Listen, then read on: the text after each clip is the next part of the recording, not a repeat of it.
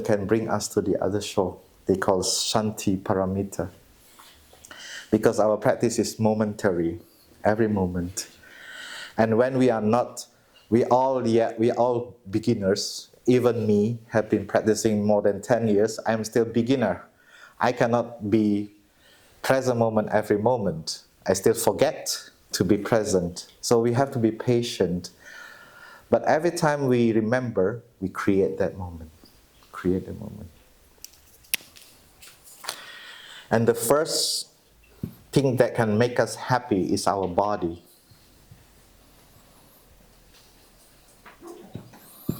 We have a chance to relax our body, to slow down our body. And this can give the happiness element to our life. Whether you suffer or happy in the past, it can interfere the past. So this is very exciting work to create happiness, happy past, yeah? To have a happy past life. It's very exciting. Then you start to know that your past is also in your hand, in the present moment. And if you add more happiness here to the past, then you know that this also will bring you to the future at the same time. So it's like if you have a good diet, then you know your health will improve in the future too. So it's also impacting your future. So your future also, you change your way of looking. And you train that algorithm. We are talking about algorithm now. So we change our algorithm of thinking, of living. It's like when you look at your social media, you have this algorithm that gives you the same thing. So we need to build that in our system to have a good algorithm that brings us to happiness. And we need to train that slowly, momentary. And through our body, we relax our body. When we hear the bell, we relax our body. When we do walking, we relax our body. When we eat, we take our time to eat. Chew enough. We say we chew at least 30 times each eating. And that is why we encourage everyone to eat in silence, especially the first 10-15 minutes, so that you can be fully there. Because eating is a very holy action. Yeah? Where is the food going after eating? Yeah, when you eat, where this food will go? Yes. Into us? Yeah, and where it goes? Huh? Every cell of the body? Every cells of the body, yeah. So we are in the process of the making. Is that correct? The making of yourself. That food will become your body. It's also become your energy of thinking, of speaking and acting. So today your energy to use to listen to me is from the soya milk this morning. From the oat that you eat this morning, from the melon that you eat this morning. So we are in the process of the making of ourselves, physically and mentally. And so that's why eating is also can heal our mind, can heal our body.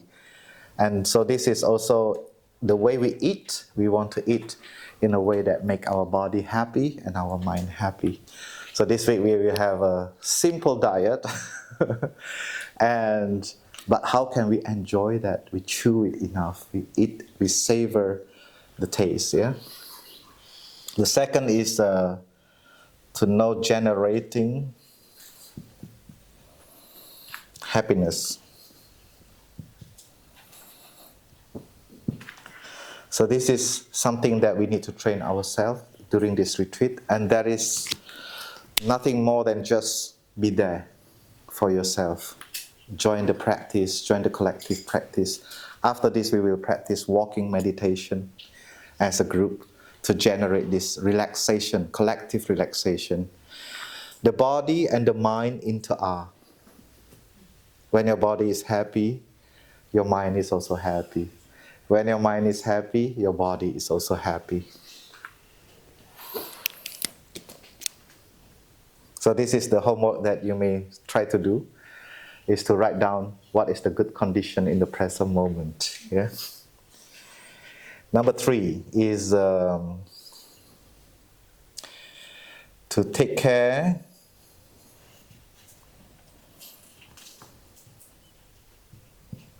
emotion. If we are not afraid of our own emotion, then we are really free. Yeah. Sometimes we are not like, sometimes we say, oh, I don't know how to take care of my anger. I don't know how to take care of my anxiety. We say this normally. But actually, the real word is I'm afraid of my anxiety and I'm afraid of my anger. When we are still afraid of our emotion, we will not be able to hold our emotion. We are afraid. It's better that I don't get angry. It's better that I avoid conflicts so that we don't need to get in touch with any emotion.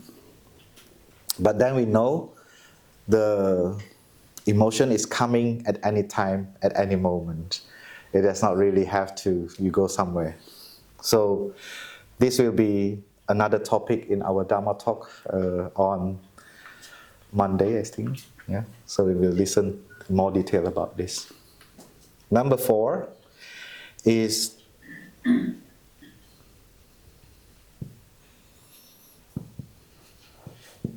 reconciliation. To be able to practice deep listening and loving speech in order to reconcile. First of all, to reconcile with ourselves and to reconcile with others.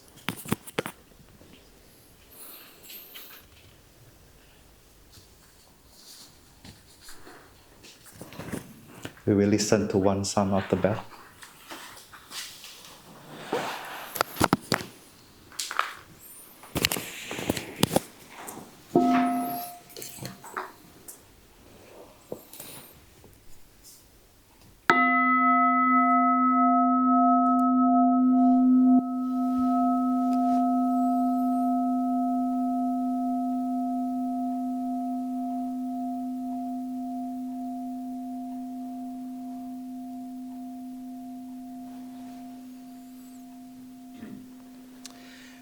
So as a teacher, we come back to the question about a mindful teacher and a mindfulness teacher.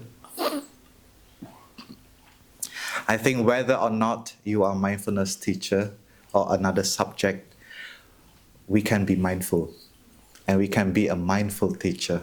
We don't have to be a mindfulness teacher to be mindful. You can be an art teacher, you can be a coach, you can be a trainer, you can be a facilitator, but you can be also mindful at the same time. Especially mindfulness teacher definitely has to be able to be mindful, because otherwise how can you teach mindfulness? If a swimming teacher cannot swim, how can he teach? He only can teach you how your hands should move and how your feet should move, but then you don't know how to swim. So whether or not you are a mindfulness teacher or another subject, we have the same capacity. We can be mindful. And when we are mindful, that one of our friends shared about transmitting, we can transmit a kind of energy, especially if we cultivate that we can have happiness in our body, we can have happiness in our mind, and that is the mindfulness energy that you transmit out. And if you are someone who has been trained also to embrace your suffering, embrace your anger like a very kind mother, very kind person, embracing the baby. When the baby is crying, you don't push it away, you take it and you calm it down. When we have that capacity, it comes out to our appearance that you become someone who is very confident, you are someone who is have this flavor of non-fear. because you are very confident, you are ready to welcome any emotion to come, and you are able to embrace it because you are not afraid of it. And the last one is to reconcile. To reconcile means to understand deeply into something. You understand your life, you understand other people. Especially when we work with the student, we can practice deep listening, we can practice loving speech, and we can feel what is happening. And that energy can help to reconcile. Yeah? So this is some things that we want to train. The graphic of coming back to oneself, the way out is in. When we face challenging, we also can come back to ourselves in order to have this strength. And that strength is made of these 4 things. Yeah? And our teacher say that these 4 things can be called global ethics. It's an ethical conduct that we can build in ourselves to build our happiness as a person, especially as a teacher, as a leader. Very, very important.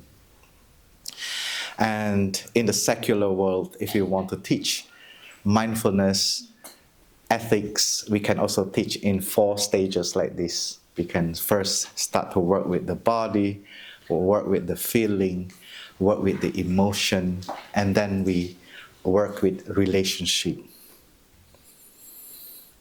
We will also listen more about the ethics tomorrow in more detail. Yeah. So this is the teacher program in the past was started by the name called Global Ethics, Applied Ethics. And this is also Applied Ethics. And if you want to explain it in the Buddhist term, this 4 stage of ethics is 4 establishment of mindfulness.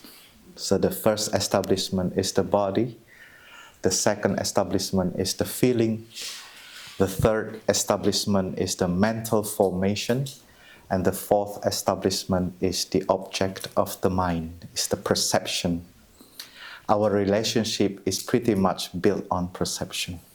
That's why reconciliation is possible, because we can modify our perception. And the 4 establishment of mindfulness is mindfulness itself. So when you practice these 4, you don't need to bring even a flag of mindfulness, right? We don't need to bring the flag of Buddhism. So these teachings can be for anyone. You don't have even you don't need to be Buddhist. You don't need to have a belief in order to practice with your body, your happiness, your emotion, and your reconciliation. We don't need to be Buddhist. To have mindful breathing, you don't need to be Buddhist. Yeah.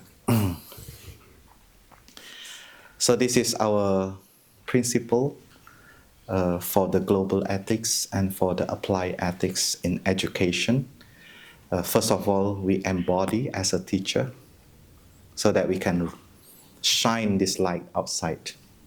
I think this is what made me a monk. I went to a retreat and I see these monks and nuns. How can a human being that free and happy? I never see human being like that. And I say, I want to be like that. And after the retreat, I go to one of the monastics. I say, can I be a monk? She said, yes, come to France. So I go to France and I have to go through all the process. And it's quite difficult. But I made it, yeah. So this morning, this is some subject that we can explore together, but I think we can focus on the first 2 for now, is how we can come back to our body, our breathing, and also slowly take in all the nourishing element, yeah? And in Mindfulness we call it water the good seed inside of us. We have the seed. If we say that, oh, I'm not a happy person, don't worry. You have that seed. You just need to water that seed of happiness inside. and also to have the soup less salty. You cultivate the present moment. You start to build your new past in the present moment, because the time interact. And you are also interact with your past, and you interact with your future. You interact with your student.